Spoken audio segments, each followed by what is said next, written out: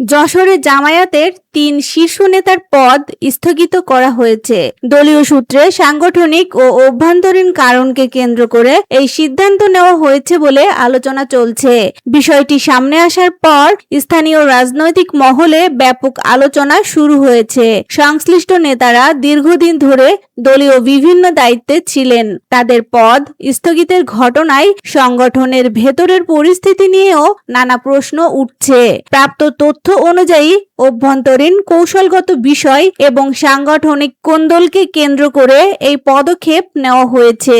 তবে এ বিষয়ে বিস্তারিত আনুষ্ঠানিক ব্যাখ্যা এখনো প্রকাশ্যে আসেনি। রাজনৈতিক বিশ্লেষকদের মতে বড় কোনো রাজনৈতিক দলে নেতৃত্ব ও সাংগঠনিক বিষয় নিয়ে এমন সিদ্ধান্ত সাধারণত গুরুত্বপূর্ণ বার্তা বহন করে। বর্তমানে যশোরের রাজনৈতিক অঙ্গনে এই ঘটনাই অন্যতম আলোচিত বিষয় হয়ে উঠেছে। সংশ্লিষ্টদের পরবর্তী অবস্থান ও দলের আনুষ্ঠানিক ব্যাখ্যার দিকে নজর রয়েছে সবার।